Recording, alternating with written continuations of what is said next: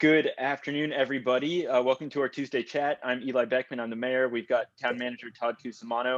We've got Assistant Town Manager and Town Clerk Rebecca Vaughn, Fire Chief Ruben Martin, and our Director of Parks and Recreation, Ashley Howe. And I don't really have too much in the way of updates for you guys this week. I feel like the main thing that's happened over the last couple of weeks is we've done a lot of work, a lot of community outreach on our climate adaptation plan. We had two public workshops last week. Was last week? Yeah, last week on our climate adaptation plan. Really fantastic feedback came in, but I think what we realized is that we're going to have to, especially on section 3, which is the flooding section, we're going to have to kind of stop and take a step back and I think really rethink how we're approaching that whole section and re-engage the east side of town in the flood zone. I'm going to let Todd kind of go into the details on that.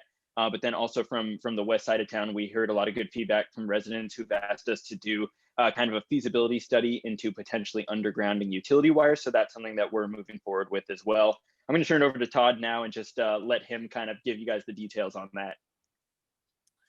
Yeah, thanks, boss. So as the mayor was saying, I think, on any process like this, they're difficult. There's, really difficult conversations. Process is really important. Engagement is critical. And so, I think we had a lot of residents, really come in after 18 months of this process with really good information, heartfelt concern. After this last round of workshops, it's just obvious. It's like, look, we're all trying to do the right thing, and it's important that we do it the right way, not the wrong way. And so to step back and pivot, and that pivot really is let's take all of the good work that we've done that we all agree on within this plan, the CAP, and approve that. 80% of it is, I think we all agree on it, and that's okay. And then to step back, reset, bring in the right team to have this conversation, go door to door, and really re-engage, the Mariner Cove and Marina Village neighborhoods, and really, start over and move through this process together, because that's really all. We're trying to do the right thing, but we need to do it the right way. So we're going to do that. There'll be a lot of discussions how we get there, and I think one of the first steps is really agreeing on the data that we're using, the converse up front. Like, we all agree on that. I think there's been some thoughtful conversations from others. And that's where we're going to start, and we'll start to move through that process. So that will happen. The mayor and I are always available to, answer any questions as we move forward. It's not an easy process. And I think it's just, as a town, communication is our number one, kind of priority going into this year. And, it's just another reminder of really not taking it personally, stepping back and as town staff, and seeing how we can be better and engage on both sides of the community. So on the second piece, it is the undergrounding conversation. We're going to use a third party. We'll do what we call an RFP. So we'll put out a scope of work and have an independent third party come in and evaluate what we call our WUI area, the 3 neighbors within the fire area of our community on the hillside, and really just get an idea of what the overall cost is, for the 3 neighborhoods, and then overall, and then any funding options. Really work with PG&E on any pilot programs that we can partner with, and any strategies in that area, and then attach that document to the CAP plan. Right now, that's that paragraph that speaks to undergrounding on page 113 of the report. And then, continue those conversations. Where are there opportunities moving forward? One of the other things with this process that really jumps out at me, working here for a few decades, one of the things that makes Corte Madera so great is the interaction between the community and our government, and how we partner on issues and solutions and bring it to council. It's critical. It's what makes us really good. It's based on a little bit of trust, and trust is a funny thing, right? It's earned. And so just because you have a position doesn't give you that trust, and trust isn't, given lightly. And so, as your town manager and, everyone on this call, the mayor and my department heads, I think we've worked hard for that. And, through this process, it's been challenged a little bit. And that's a tough one. That's a tough one to hear. And it's one that concerns me. And I think that's why ultimately the mayor and I, let's slow this process down. Let's re-engage, because that's important. We all have to agree on what we're doing and what we're trying to accomplish. The Mariner Cove, Marina Village, Christmas Tree Hill, Chapman Park neighborhoods. some of the most amazing work to come out of the town, and volunteerism and some of our really major projects have come in our partnership with those neighborhoods, and we are not about to lose that. And so we're open to that constructive criticism moving forward, of how we can be better and what we need to do, because there's a lot of misinformation, and that's okay, but those words of mistrust is what has our attention. And so we, it's unfortunate, because how we work as a government, how we set this up is understand how we work. We have a work plan, we set our priorities. Those are the public engagement, with the council and the community. It comes back to the council to approve that 12-month work plan. And then it's to check those every 2 weeks, our council meetings, as items come, to have those community chats in between those council meetings, to have more of a dialogue where you have more than a couple minutes. You have the staff, you have the mayor, you have the manager, and you can have a back and forth of continuing a conversation moving forward. And I think we have to figure out how we share that process with the community, how we can make it better, and really just engage as we move forward in one together, because we're not slowing down. Government through COVID has not stopped. We have a lot of work to do, and we're not stopping for anything. We need to go and protect our community. And so the process is everything. Trust is everything. And so I'm really concerned moving forward. And so any feedback, I say that for the members of this call, and anyone you talk to and you hear this conversation moving forward, like, please, and I don't care the tone, I don't care, if you're passionate about it, like, I just need to hear the words from you, because everyone on this call I really respect. What can we do better? How do we engage, and how do we move forward? Because this is a misstep. We took a step backwards on this process. So that's the most important piece. If we can get anything done on this call, I mean, that's one that I would appreciate some feedback from the community on. The second piece is, as you know, with COVID-19, we're starting to make a little bit slowly of progress. We're in the purple tier right now. Current trends, and again, I get updates at the county level every Thursday. So this is as of last Thursday. But the numbers, if they continue to trend the way they are, we could possibly be moving to the red tier by mid-February. So that's in the next 7 to 10 days. And if that were to happen, there's some additional restrictions will be lifted. At this point, the county health official and team will mirror any restrictions at the state level. They will not have additional restrictions at this point. So that matters, because obviously the weather has changed, and we could potentially have some outdoor dining combinations. So we'll keep you posted on that. We'll have another update on Thursday from the county health official. And then the county is actually situated, I think some on this call may have heard it last week, but their goal is to be able to give 1,000 vaccinations a day. Obviously, we don't have the capability yet. We still have the shortage on the vaccinations, but the important piece is the county as a whole, the infrastructure, they are set up now to be able to deliver that. So as soon as the vaccinations are in place, the county has the infrastructure to deliver those vaccinations up to 1,000 a day. And that'll be a big step forward as soon as we are able to solve the vaccination shortage. And then the other important piece is that right now, due to the shortage, and if you look at that population that is most endangered, 75 and older, the county has shifted as of last week to really focus on our seniors. And so they're going to get the priority with the vaccinations right now. If the county has promised you a vaccination date, they're going to fulfill that agreement, both in the first vaccination and second.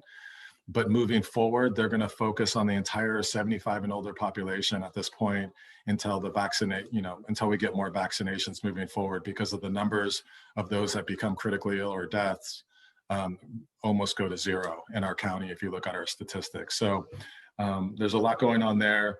I'll say, because we've all been concerned about the process. I've been really impressed with Dr. Willis. I don't know how you feel, Mayor Beckman and Chief Martin, but the way they've communicated stuff, they've kind of learned as they've gone, through this process. Just every week it's better and better. And so I've just been really impressed with County Health and Dr. Willis. I feel like we're in good hands, especially when we compare ourselves to other counties. I've been really impressed. And the last piece is at this next council meeting, we're going to give just a quick presentation of a follow-up to our strategic plan. So our work plan that we approved last April with the council will give an update on our successes and where we are at currently. I think it's a good one for the community to also hear, just to know where staff's focus is and what we're working on, our successes, maybe some of our failures and where we can be better. But I've just been, for my team, and maybe I'm biased, but they put their heads down and they've been grinding for this past year really hard to deliver this work plan. And I'm really excited to be able to share that with the council and the community on some of their successes. And with that, I'm happy to stop and turn it back over to you, boss. That's great. Thank you, Todd. And the one thing, since you mentioned Dr. Willis and the fact that we're prioritizing seniors for vaccinations, just wanted to share one fact with folks that was from a presentation that Dr. Willis gave to a meeting of all the city and town council members in Marin. Dr. Willis told us that a vaccine given to somebody age 75 and older is 322 times more likely to save a life than a vaccine given to somebody who's 49 or younger. And it's 34 times more likely to save a life than a vaccine given to somebody who's 50 to 64. So I think that really, puts into clear relief for us, where the strategy of prioritizing our older residents for vaccination came from. And it's just so incredible. I think that's a really good lesson in how you take limited resources and you use them in the way that does the most public good. Did any other of our fantastic staff here want to give any updates to folks before we start taking questions? Yes, Rebecca. Thank you, Mayor Beckman. I just wanted to put a plug out there for our video resource that we have available on the town's website. Both of those climate adaptation workshops were uploaded to the town's website last week after the meeting. And then today, Lorena in our office took those videos as well as the recordings of previous neighborhood workshops and put them all on an easily accessible website, webpage on the town's website, the climate adaptation plan. It's easily accessible by just typing climate adaptation into the search bar on our homepage. It's also available on the left-hand menu off the Public Works page on the town's website, and they're a great resource just to see what was discussed last week and see where we're going from there. Thank you. Great. Thank you so much. And thank you to Lorena for doing that. Ruben and Ashley, did you guys want to share anything? No, I'm good. I'm just here to answer any questions that the public may have. Excellent. I think the undergrounding workshop that we had on Thursday last week was, at least in my opinion, was a success. I think we were able to get a lot of useful information out. And I'm here available for any follow-up questions. Great, thank you. Awesome. The only other thing that I wanted to say before we start taking questions from our folks on the line here, Todd and your staff, I just want to thank you guys for all the great work that you guys have done on the climate adaptation plan over the last almost 2 years now. I think at the end of the day, what this is really all about is making sure that we've got a solid plan in place to protect Corte Madera. We, as you said, we kind of took a step back here. That was unfortunate. I think, we would have hoped that we could have tied in, the full community engagement and feedback earlier in the process. And a huge thanks to all of the members of the public who have been participating fully for the last 18 months. We really appreciate that. But of course, when I think new folks come to the table, we definitely don't want to shut out those voices. We want to hear what everybody has to say, which is why we're doing what we're doing. And of course, at the end of the day, right, it's not about it's not about being wedded to one particular draft of the plan. It's about making sure that we've got a good plan in place and that everybody in town is on board with it and can live with it. So I think, I just wanted to say thanks again to you guys for the hard work that you've done and also for your flexibility. I think we kind of feel like some staff, I think, can feel like they got knocked down a little bit, especially at these last 2 workshops, and you guys are really getting back up again and going forward, engaging the public in, I think, a really positive and constructive way. So thank you so much. And with that, we're going to go ahead and open this up to members of the public to come on and ask any questions, give any feedback, whatever you want to talk about. We are going to start with Karen and then go to Madeline and Alan, and anybody else. If you have any questions or anything you want to chat about, just go ahead and throw up your hand. So we will start with Karen.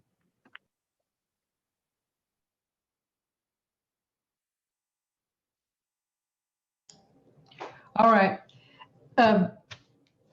About 10 days ago, there was a letter in the Marin IJ in the Readers Forum, and I thought it was a little bit snarky. I always have a problem with people that are writing letters from other towns and like chewing on a different town. So, I wouldn't write a letter about Mill Valley, but this person in Mill Valley thought that they should basically tell us what was going on. So anyway, the subject of the letter was Corte Madera plan gambles taxpayer money. And it had to do with the subject of the refinancing the pension obligation and the unfunded obligations. So I was wondering if you had seen the letter, if you had any opinion about it, if this guy's snarky assessment was accurate, or if he's just bloviating. I'll just say, and then I'll turn it over to Todd. I didn't see the letter, but I just want to point out for everybody that this pension kind of restructuring is something that we're just in the exploratory stages of right now. So it's not something that the council has decided to do. It's just something that we've decided to look into whether it's a good idea or not. I'm going to turn it over to Todd to kind of give the more kind of in-depth overview of what that discussion is, because I think it's a really important discussion for everybody in town to be aware of. I know pensions kind of a dry subject, but it's an important one. So Todd, would you mind just giving a quick overview? Were you familiar with this letter? I am. I see it all. Apparently he thinks that you should consult him for everything. Yeah, so without being defensive, I'll just, there's a lot to this conversation, but again, this conversation is one tool in our toolbox. And I think when I read it too, I've gotten a lot of questions about it. One of the disappointing things is what happened is this gentleman looked at one statement, a one-sentence statement from a meeting. I wasn't even interviewed for that article, by the way. It was a one-sentence statement, and then, his criticism is factual if you looked at the one sentence. And what he was saying was like, hey, because what we're talking about doing is taking our unfunded liability with CalPERS. It's at a 7% discount rate, and it's supposed to be paid off in 20 years. Well, as the town, what we did is, 3 years ago, which wasn't part of this, we don't believe it's 7%. We think CalPERS is going to underperform that. And instead of waiting for that to happen, we had a third-party analysis come in and say, what should that discount rate be? And they gave us the recommendation that it should be 6%. And then we took that information to the council and our finance subcommittee, which consists of, at the time, council members, staff, and residents. Right. And we said, okay, what do we think it should be? And we said 5%. And then what we did is we formed our pension trust. At the end of this year, it's estimated to have $4 million in it. That $4 million basically recognizes the difference between 7 and 5%. Right? So we started funding it at that level. Okay.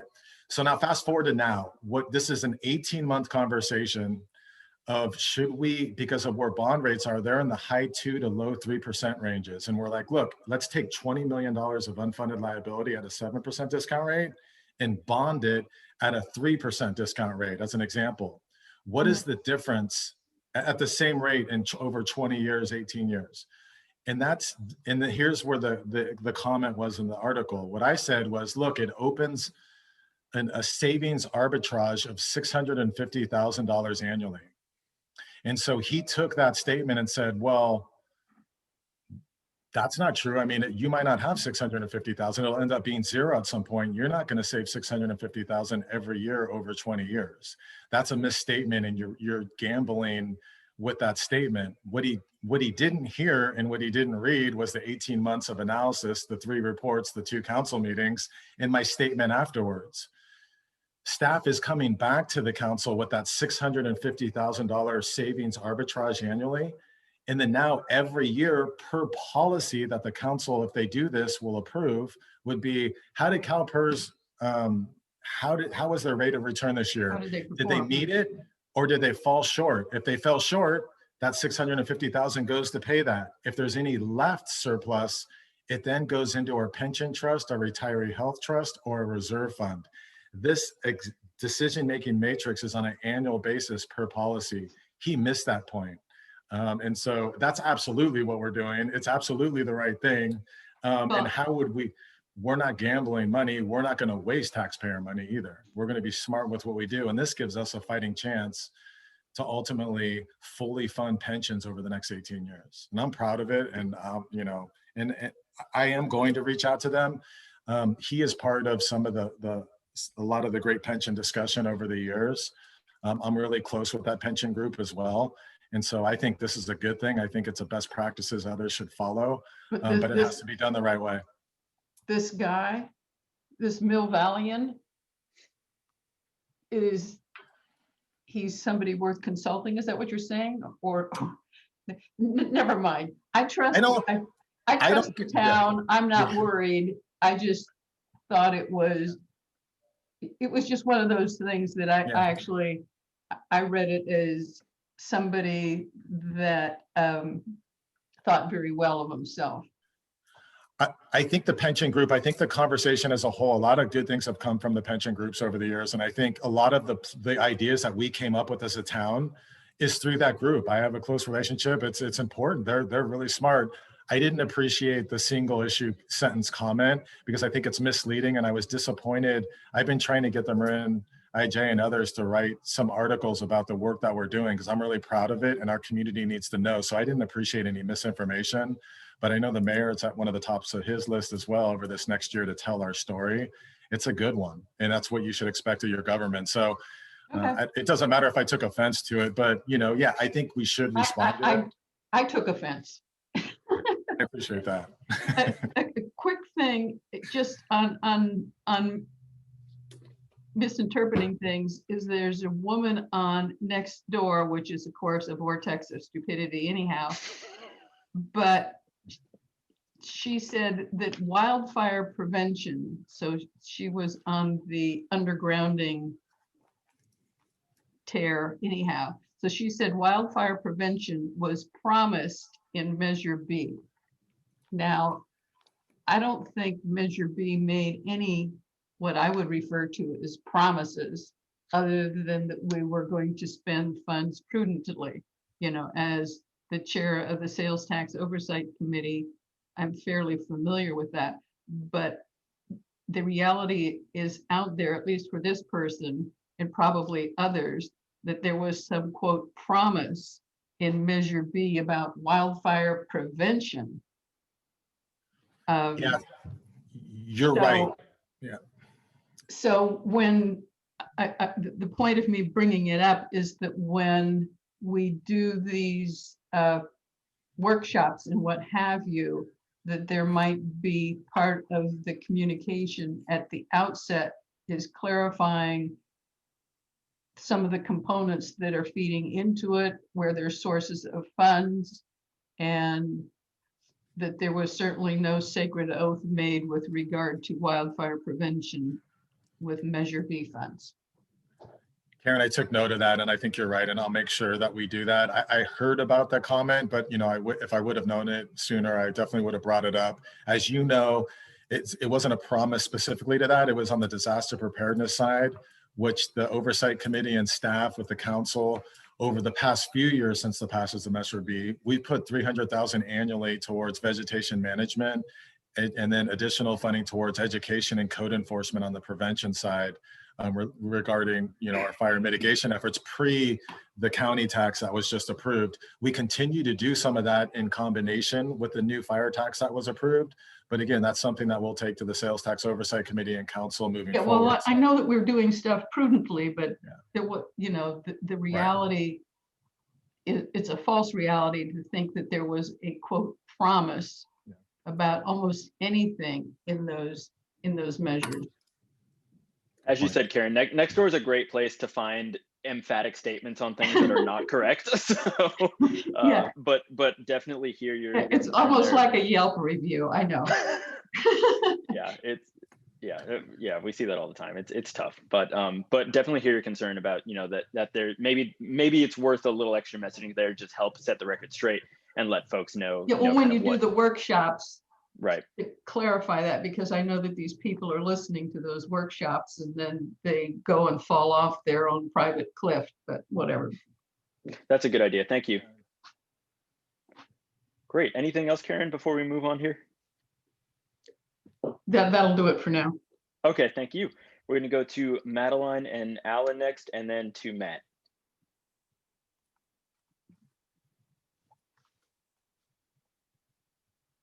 Here? Yes. Okay. Alan Blumenthal, First, I want to discuss a little bit about the climate action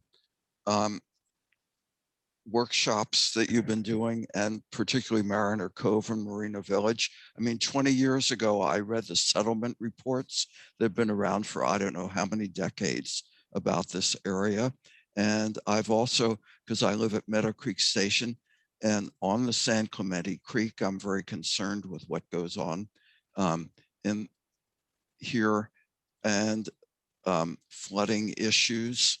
And to tell you the truth, at first I thought, oh no, there's going to be another 50 years of discussion as to what to do about flooding. And then, you know, it's kind of late, but it took me about 2 minutes to realize that I can wholeheartedly agree with you're sending it back to the community for more meetings, for more discussions, for more clarity, because I looked at what happened in Ross Valley over decades, and it's been a tough battle to get even, you know, reasonable flood control measures implemented there. So I think it was brilliant, your position to open that up again to Mariner Cove and Marina Village.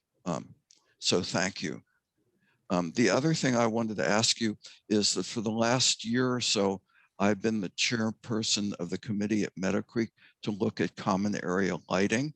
And I just happened to tune into the council meeting where you passed that measure. And I'm happy to say that the Meadow Creek committee came up with exactly the same recommendations that the town did, though we didn't work on it quite as hard as you did for 2 or 3 years. So I would just asking where I can find your final report on that so I can pass it on to Meadow Creek. Yeah, sure thing. So on the LED lighting, I believe all of the reporting is in the staff reports for probably for that last council meeting where we did discuss that. I know that there's also a kind of addenda, if you will, that that one of our senior engineers, Jared Barrio, put together in response to residents' question. I think that's in the staff report also, but if it's not included there, we can definitely get that to you. Okay, I know Jared too. I can oh, get perfect. in touch with him. Yeah. Yeah. Thank you. Very well done. Absolutely. Thank you. And thanks Very for the well kind done. words on the climate adaptation plan. All credit goes to Todd for that. That was Yes. a very tactful move there. And I'm confident that we're going to get this right. It's not going to be another 50 years of discussion, but I think, it was a little bit of a painful process, but I think, what really matters is that now the entire neighborhood is awake and paying attention. And that's what we've been struggling to get, to this point for 18 months. So now we're here and now we can really have a productive discussion. So thank you for recognizing that. And I know staff appreciates it too. Great. Thanks, Alan. That's it. Thank you. All righty. Thank you, sir. We're going to go to Matt next. Hey, everyone. So first off, just wanted to say I really appreciate the updates on the climate action plan you guys shared and the council's willingness to engage with the community. I know everyone put in a ton of hard work on that, and so it's really glad to see everyone reach out, and it just makes me proud to be a Corte Madera citizen. So thanks to the council and everyone who's engaged with that. I am actually calling in about a different topic, though. This is about the Casa Buena Complete Sidewalk program as part of the capital improvement plan. So my wife and I, and we have a young child here, and we live in a house on Casa Buena. And, I grew up in Corte Madera, so I'm familiar with the community, but I've recently moved back. And so I know Casa Buena, but this is my first time kind of being on it. And I've really noticed that, the road is not a comfortable pedestrian situation out here. And, part of it is like the speed limit's actually 25, which almost no one follows. And there's a couple like exasperating factors on that. The nearby freeway and the new Tesla dealership I noticed has kind of like done an increase of traffic. And I think everyone speeds on this road a little bit. So anytime you just have more cars, you're just going to notice a little more speeding. And I was just wondering where we feel like also, I think about like the new Project Home Key moving forward. We're also going to have an increase on possible pedestrian foot traffic. So just thinking about how we can kind of provide a safe space, because it is just so dark and so hard to walk here at night. Are we going to when do you, Mayor Beckman, and the rest of the council kind of feel like that project is going to get some legs and kind of move forward. Yeah, great points, Matt. Unfortunately, RJ, our Director of Public Works, was not able to join us today, but Todd may be able to speak to the timing on that. But I think, I think we're aware of and agree with all the points that you raised about Casa Buena. I know that when we do these complete streets projects, there's a lot of times some kind of traffic calming, as it's called, measures taken, whether that's slightly narrowing the lanes or things like that, to just kind of help, encourage folks to slow down. I think we've all been talking about making sure that we get lighting in as part of this. That's been a repeated request from folks in the neighborhood that we hear loud and clear. Todd, what do you have to add to that? Yeah, so there's funding. Again, to do a complete streets project, you have to, engineer it, scope of work, and go through the whole process. That project is in our 3 years capital improvement plan, which started at the start of this last year. So we're almost 1 year into it. So I would say over the next 24 months, that process will come to its conclusion, and hopefully we break ground. So it's one of our priority projects. And we're looking at sidewalks, we're looking at lighting, we're looking at traffic calming measures. The speed limit is specific to, the 85th percentile. And so there's a process that we do for that, of how we survey that, but we'll go through all those steps. And we'll also, in the meantime, we won't be slowed down by it, but we have an opportunity with, the Home Key project coming in, partnering with the county and our regional partners with TAM. The mayor has been really clear about that, to hopefully find some additional monies to offset our cost on our upcoming project. So it is a priority for us. Great, that's awesome to hear. Is there anything we could do on our side for traffic calming, like to get an increase on that? Or do we feel like that's going to be kind of rolled in to this whole complete streets project? It would be rolled in, but it's something, Matt, that we can do.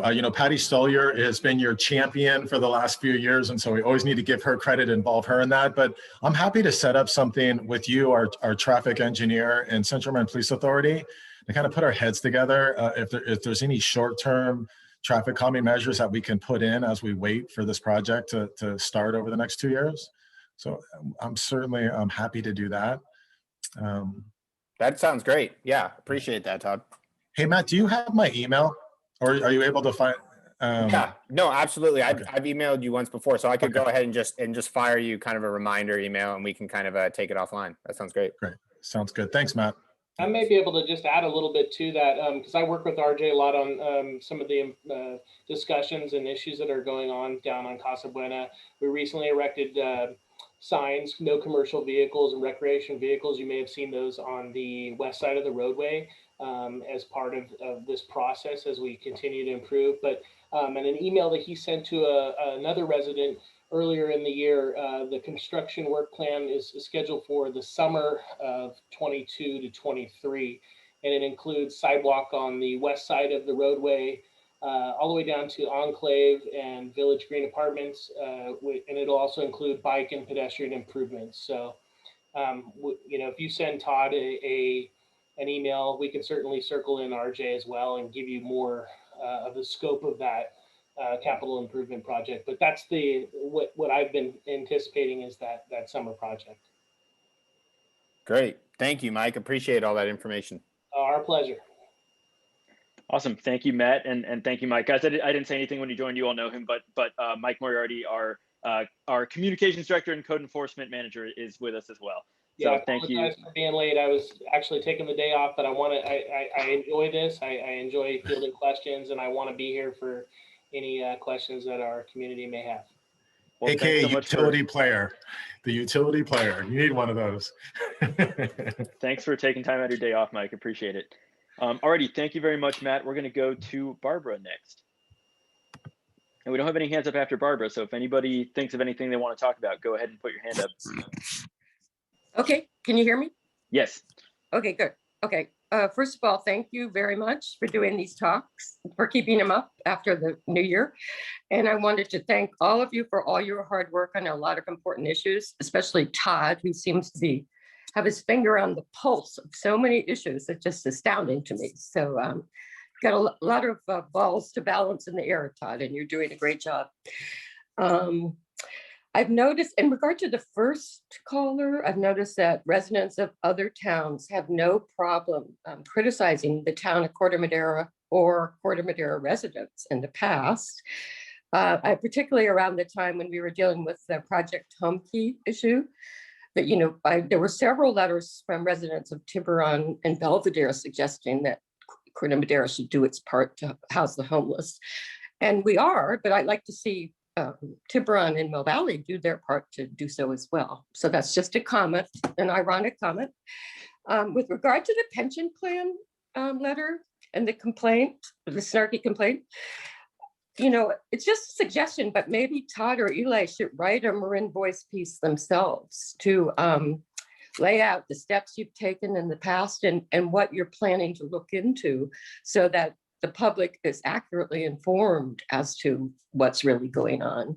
I think you would do a much more in-depth and more accurate piece than anything the IJ reporters would do. So that's just a thought. I know there is a backlog now of Marin voice pieces. They've been getting a lot of them, but it's a possibility. And I am a writer and an editor, and I love to edit other people's work. I've edited a number of Marin voice pieces. So if you want me to take a stab at it, I'd be happy to help you with that too. And then onto my questions, I'm back to dogs, which is one of my favorite topics. So unleash dogs in the park. I really appreciate all the steps you've taken to educate and warn the public about the fact that they have to leash their dogs in town park. But I have continued to notice a lot of unleashed dogs, particularly after hours, after 5 o'clock. So that's just a reminder. I'm sure you know about it and you get other complaints. There's still a number of unleashed dogs in the park after 5 o'clock. And I also see, sometimes I see leash dogs in the fenced children's playground in town park. And I was under the impression that they weren't allowed there, but maybe I'm wrong. So does anybody know offhand? Well, they shouldn't be inside the playground area, but I will speak to the dogs in general. So dog complaints are up in general. I do receive video of violations on a fairly regular basis, as well as photographs. And we do get community input. Hey, there's dog, and I'm starting to field them from the marsh as well. And so, we're battling a pandemic here. It touched us personally at town hall, where we had to work remotely significantly, and we just haven't been able to allocate the resources to address this. But I am happy to say that we've hired a new code enforcement officer to work part-time. He starts on Monday, the 22nd. And that is one of the items that I'm going to spend the first few weeks during orientation with him. Amongst a lot of the other issues that we handle here at the town, I'm going to spend mornings in the park, and that's where most of the complaints have been so far. Is I have a ledger of all the times and the dog descriptions, and so I would like to address that and proactively take a stance. I really think that we can do better, and I hope that it doesn't result in the issuance of citations. And some of the newsletters I've written recently, I've even sat there and I'm saying, please comply. And so it takes a village, and we're going to do the best we can. But I'm happy to say that we have hired some additional help, and that is going to be the initial first couple weeks. I'd like to be out there every morning for a couple hours just to reinforce, and then take a step back and reallocate to other projects that are a little more pressing. But I hope that answers your question. Yeah, it does. I really hope that we can make a difference, and right. I really hope that anyone who's listening can pass the word and continue. Right. We put it in the newsletter. We put the next door posts. It's on the display board out in front of the rec center, and Ashley's on the line here. She fields the same complaints, and same with her staff. We are doing it, but unfortunately it's some of the people that we contact out there, it's right next to a sign that says dogs must be on a leash. It's integrity issues, and I think we'll get there, but it unfortunately is going to require some financial penalties for people to get their act together, so to speak. Yeah, I agree. And in the grand scheme of things, this is not the most important issue you're dealing with, obviously. I appreciate that. I appreciate everything you've done. I think code enforcement officer is the way to go. And I think issuing citations is fine. When people realize you're serious about it, they will start being good citizens. So, you know, people get serious citations for walking their dogs off leash and, you know, in like the water districts and county parks and stuff. So it's not unheard of to get a citation point. So, yeah. We can't always be the good guy, I guess is what I'm saying. We try, as you know, our staff, you know, when our residents ask for something, we really try to find a way to say yes or work towards an amicable solution. I mean, I really think that our staff in general really just thrives on customer service, and we try to find a way to provide that higher level of interpersonal communication with our residents and try to resolve any type of issues, whatever they may be, even if they're not a town issue. We try to direct in the right, you know. Right, and in a constructive way, I think. So yes, that's good. All right, well, thanks, Mike. I really appreciate it. That's all I have. Thanks.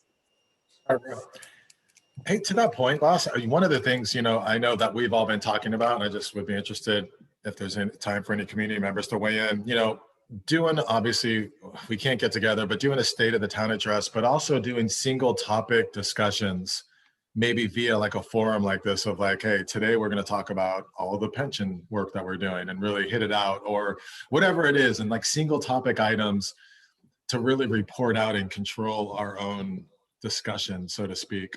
I wonder if that would be really helpful. And, you know, I think the presidents would join us.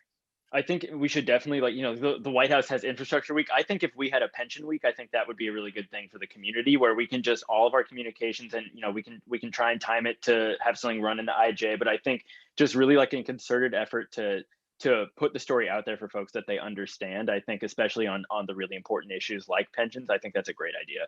And definitely, like you said, Todd, if folks on the line want to weigh in on that idea, or even, you know, recommend specific topics where you just, you know, you want to know more, you want to get kind of the in-depth story, and you think maybe like dedicating a whole one of these hour-long chats to it or something along those lines would be helpful, just let us know. Anyway, thank you very much, Barbara. We're going to go on to Lucinda. She's got her hand up here. Hello, everyone. Nice to have you having the chat again. Thank you. I did want to go back to a point that's totally outside of what we've all been discussing here. And the article that was in the IJ with regard to the mandate of 14,000 new housing units required in Marin, and what that impact would be for Corte Madera. And that's probably something I should already know, but I don't. And I'm just wondering, in Novato, they have now this open space, or this opening for the Firemen's Fund, and they're going to be able to do some real work with low-income housing there. But we don't have, at least I don't believe we have any of those large spaces that we can do. So what are we going to do? Can we push back like I think some of the other towns are, and it looks like the county's trying to push back on this RENA requirement of so many housing units? Because I'm not trying to say I don't want in my backyard type of thing, but I don't want us to have things cheek by jowl, which ruins the whole ambiance of our beautiful little town.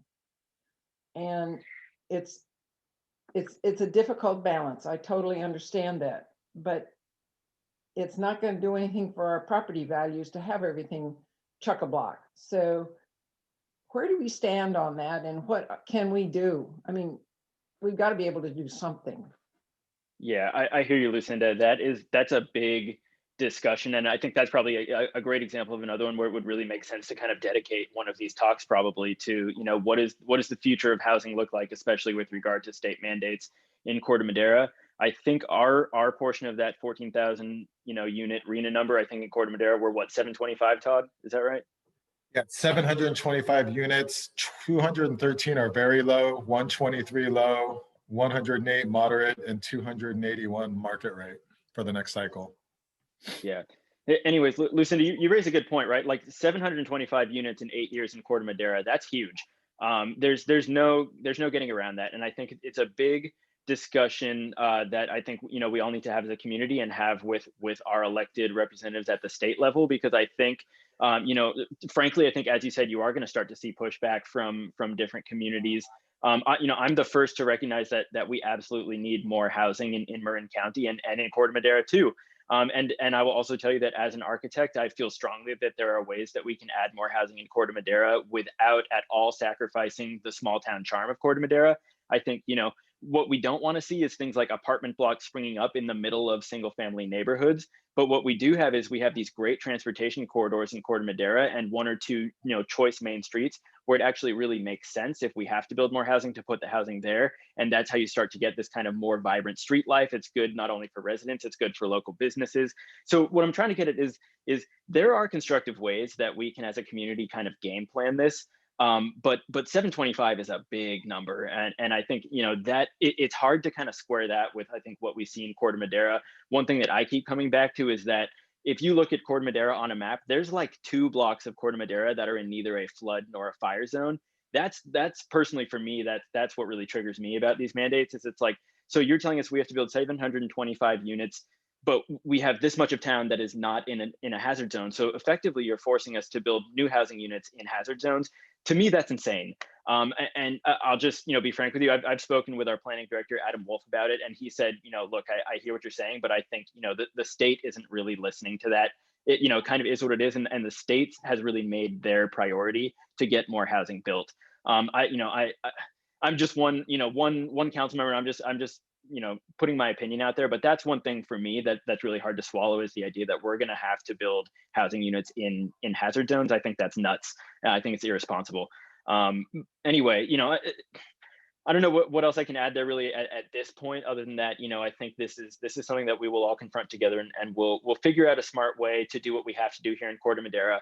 Obviously, when we get a mandate of 725 units, we're not waving a magic wand at town hall and making, you know, units appear. We have to basically just create zoning, if you will, to allow for these units. But ultimately, it comes down to, you know, developers and the people who actually would be coming in and financing these projects. So, you know, it's out of our hands whether these units are actually built or not. But we are going to be forced by the state, I think, to you know, create the opportunity for them to be built. That's kind of how this works. Todd, I'll turn it over to you if you have anything else you want to add. Perfectly stated, boss, and it'll be a next evolution of decision making on the next issue before us. So, yeah, it's a big one. We need a game plan. Well, I just want to make sure that the town doesn't roll over and not take a stand on this, because it seems to me that we've got to have a way to say no somewhere along the line, or we'll do this, but we can't do the whole of that. I mean, we've got to take some stand somewhere, and I think that kind of falls on town staff and the council, because you're our government part of the body. Because So he has no say at all. well stated, Lucinda. And just so you know that, you know, we are part of that leadership team within the county at the MCCMC level, at the, you know, California, the California cities. You know, we're all, the mayor and I have taken an active role, as well as our other directors, Adam Wolf. And that's one of the conversation pieces moving forward, obviously, as we meet with our cohorts, both in the county and region and state, of just not sending a letter from Corte Madera. It's a movement. It's a discussion at the county, at the regional, at the state level moving forward. And so we are absolutely, we've been talking about this for 6 months now.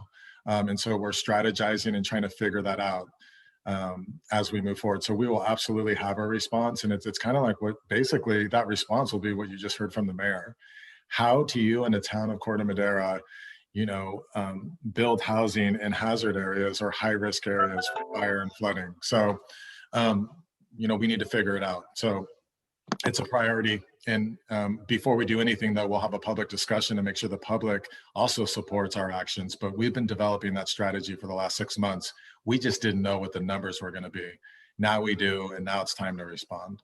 So I just don't want to let us get too far down the road where we have no way to take a stand and kind of put the stake in the ground. And it seems to me that it keeps getting pushed on us, and we cannot have another Tam Ridge. That was an amazing situation that got beyond a lot of us in the town. So I mean, we have to start earlier rather than later and be proactive rather than responsive. Yeah, I hear your concerns, Lucian. And the one other thing I'll say is that just so you know, housing is like a top level issue. Whenever I'm interacting with our state representatives, Senator McGuire and Assemblymember Levine, it's COVID, climate, and housing are the three top of list items that we talk about, and especially so in light of these new RENA numbers. I think for several years, I think we were all aware that there was a new round of RENA numbers kind of looming on the horizon. And frankly, when they came out, I mean, I think some cities, especially Marin, just didn't know whether to laugh or cry. Like it almost seemed ridiculous, the numbers that they're giving us. It's like, what was our percentage increase, Todd, over the last cycle? It was insane, right? It was like multiple 100%. So it's, I think, well, I should say, I hope the state is aware that they've made a very bold opening gambit when it comes to these RENA numbers. And I'm hopeful that they, are understanding that we kind of need room to negotiate. There has to be room for some level of local control. Again, we need more housing in Corte Madera, 100%.